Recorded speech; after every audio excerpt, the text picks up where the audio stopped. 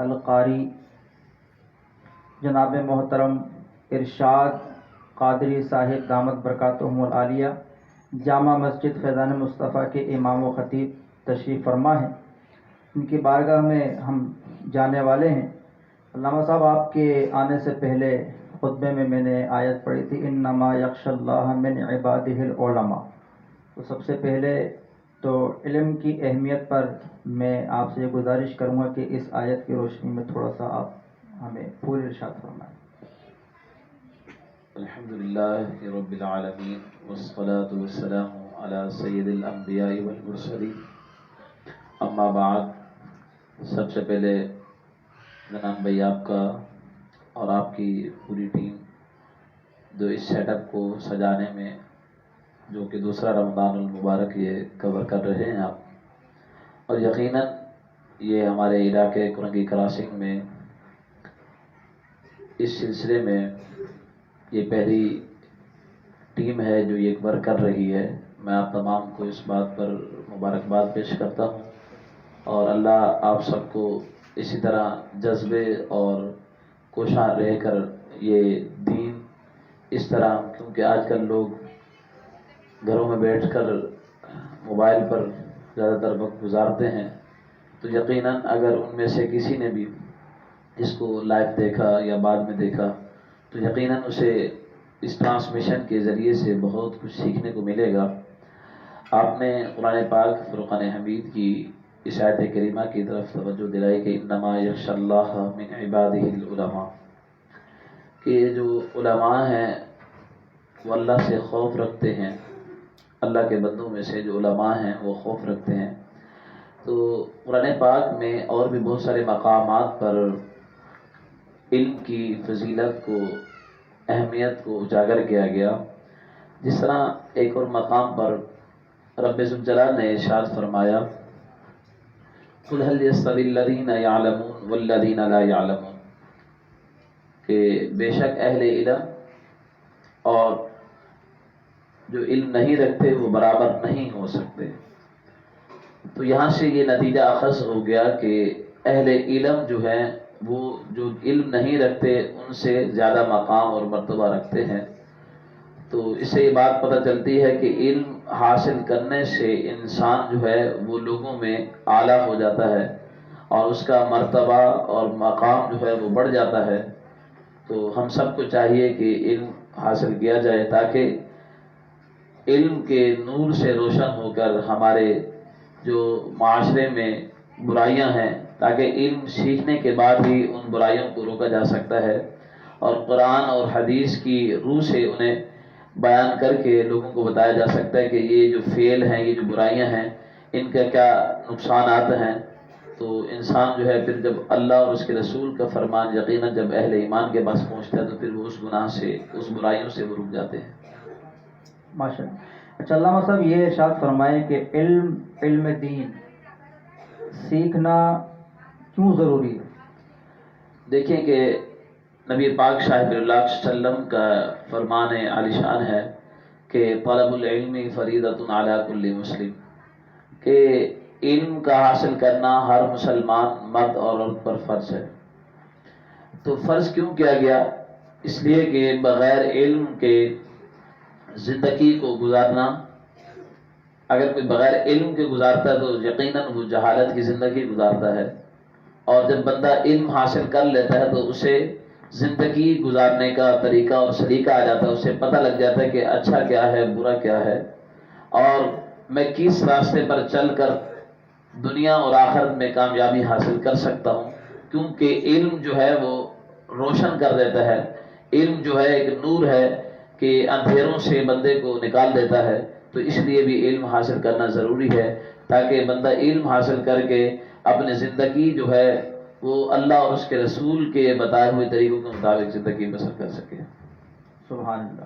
اچھا، علم حاصل کرنے کے بعد پھر جن کو کہا جاتا ہے علماء، تو علماء یہ بھی ایک انسان ہے، آپ بھی انسان ہیں، میں بھی انسان ہوں.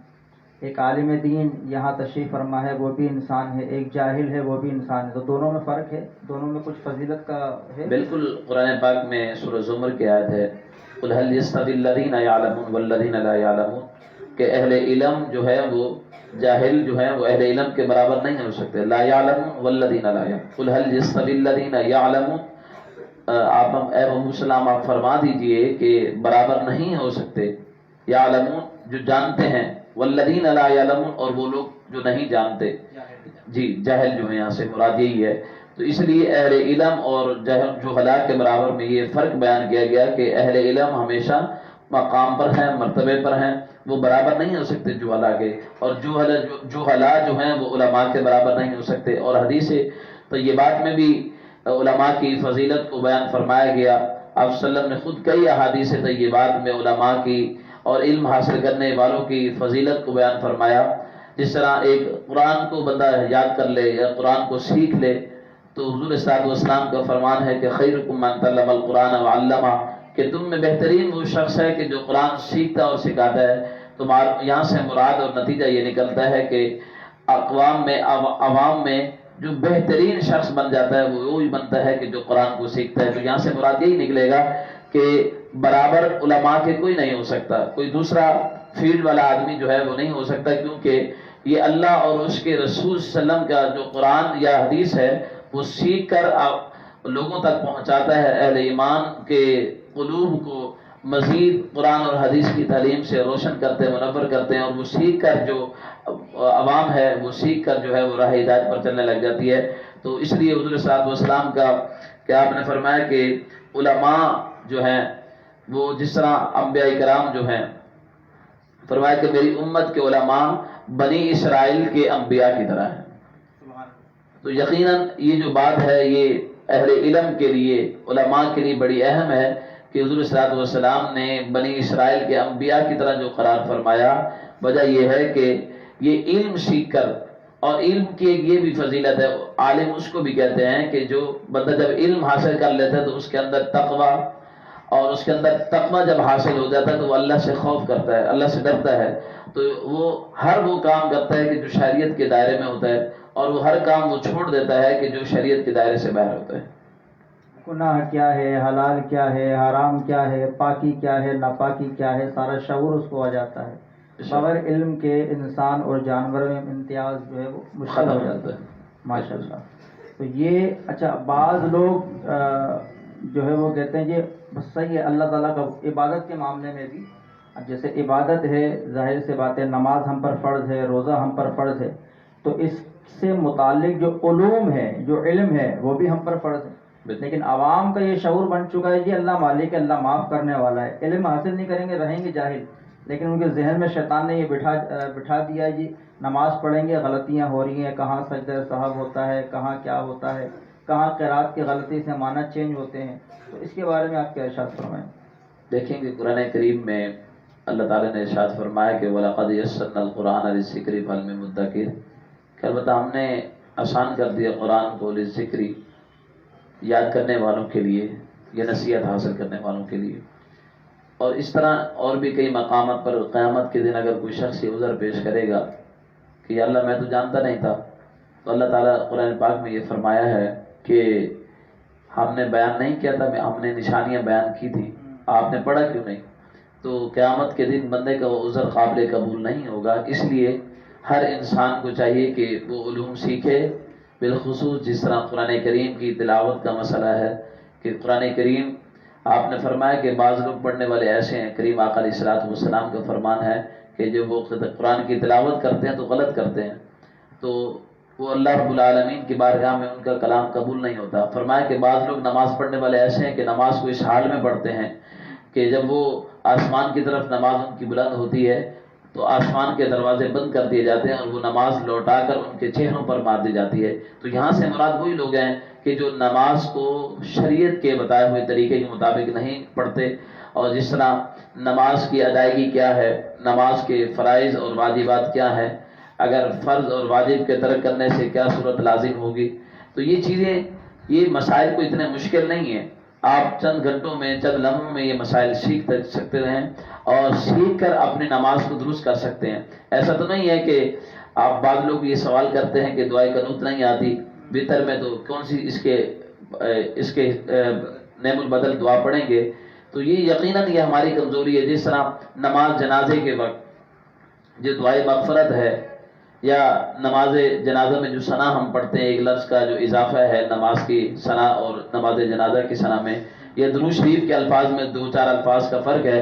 تو یقیناً یہ لوگوں کو یہ بھی نہیں پتہ ہوتا. بعض اوقات تو علم کی ہمارے ہاں معاشرے میں اس قدر کمی ہو چکی ہے کہ ہم دنیاوی تعلیم کی طرف اس قدر دوڑ رہے ہیں کہ اس میں بڑی بڑی اعلیٰ ڈگریاں حاصل کر رہے ہیں، لیکن دینی تعلیم سے اس قدر پیچھے ہٹ چکے ہیں کہ ہم لوگ قرآن اور حدیث سے اس قدر ناواقف ہو چکے ہیں کہ ہم مسائل کو بالکل چھوڑتے چلے جا رہے ہیں. ہمیں پتہ نہیں ہے کہ نماز کس طرح ادا کرنی ہے.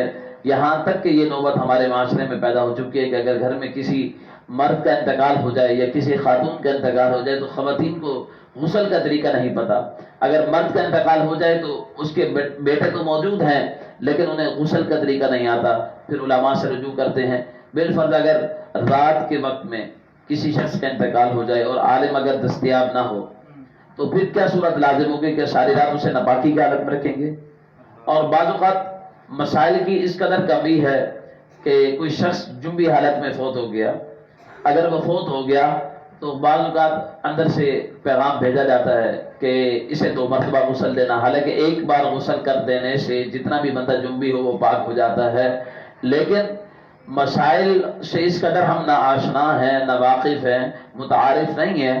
تو اس وجہ سے سب سے پہلے ہمیں چاہیے کہ ہم غسل کا طریقہ سیکھیں کہ زندہ شخص غسل کیسے کرے گا، مرحوم کو کیسے غسل دیا جائے گا، کفن کتنے کپڑے ہوتے ہیں مرد کے، عورت کے کتنے، یہ تو لازمی ہے.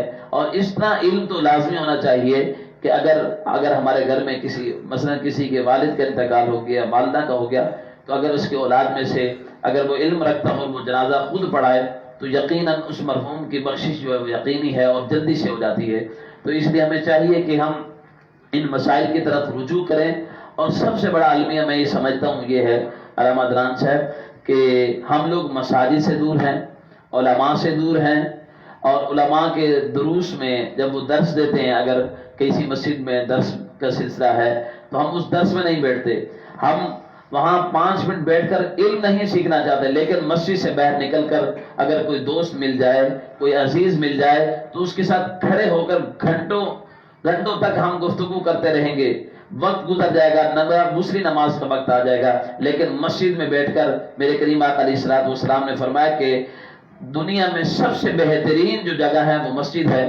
اس بہترین جگہ میں بیٹھ کر ہم درس نہیں سنیں گے، علم نہیں سیکھیں گے، لیکن مسجد سے باہر نکل کر بازار کی رونق، جس کے بارے میں کریم آقا جانا رحمت اللہ علیہ وسلم نے ارشاد فرمایا کہ بدترین جگہ بازار ہے، لیکن ہم بازار میں کھڑے ہو کر کسی نہ کسی کی غیبت میں مبتلا ہو کر، کسی نہ کسی کی جو ہے خوبیوں کو چھوڑ کر اس کے عیبوں کو تلاش کر ہم اپنا وقت ضائع کریں گے اور اپنی نیکیاں بھی تباہ کریں گے، گناہ میں مبتلا ہو جائیں گے، لیکن مسجد میں بیٹھ کر ہم دین نہیں سیکھنا چاہتے. میں یہی عرض کروں گا جو ناظرین و سامعین ہمیں دیکھ رہے ہیں کہ وہ جب مسجد میں دروس کا سلسلہ ہو علماء سے سوالات کریں نماز کے متعلق، اور نماز جمعہ میں بھی کوشش کریں کہ جو ہماری کوشش یہ ہوتی ہے کہ جیسے ہی خطبے کی اذان ہو تو پھر ہم اس وقت غسل کرنا شروع کرتے ہیں، پھر مسجد کی طرف دوڑ لگاتے ہیں.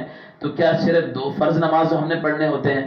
تو ایسا نہیں ہونا چاہیے، بلکہ اگر جس مسجد میں آپ کی جو بھی ناظرین و سامعین آپ دیکھ رہے ہیں، آپ کے قریب کوئی بھی مسجد ہو تو آپ کو پتہ ہونا چاہیے کہ امام صاحب کتنے بجے بیان شروع کرتے ہیں، تاکہ ہم بیان سے قبل جا کر بیٹھ جائیں، بیان کو ابتدا سے لے کر آخر تک سنیں. تو یقیناً ہمیں بہت کچھ سیکھنے کو ملے گا، اور زندگی کے بہت سارے مسائل اور پریشانیاں جو ہیں جب اللہ اور اس کے رسول کے فرامین کو ہم سنیں گے، یقیناً ہمارے قلوب سے، ہمارے نظریات سے، ہمارے ذہن سے جو ہے وہ اندھیرا چھٹ جائے گا. اور علم کے نور سے جب ہمارے دل اور ہماری زبان اور ہمارے چہرے اور ہماری سوچ روشن ہو جائے گی تو یقیناً زندگی گزارنا آسان ہو جائے گا. اور جب ہم مریں گے تو اس علم کے اتنے فضائل ہوں گے، تو یقیناً یہ علم جو ہے، اور اس علم کی اتنی بڑی فضیلت ہے کہ یہ صدقہ جاریہ بھی ہے. کریم آقا علیہ الصلوۃ والسلام نے ارشاد فرمایا کہ جب بندہ مر جاتا ہے تو اس کے عمل جو ہے وہ منقطع ہو جاتے ہیں، لیکن ان میں سے ایک عمل ایسا بھی ہے کہ بندہ جو علم حاصل کرتا ہے اور وہ دوسروں میں منتقل کر کے چلا جاتا ہے، فرمایا کہ وہ علم جو ہے وہ اسے قبر میں بھی فائدہ پہنچاتا رہتا ہے.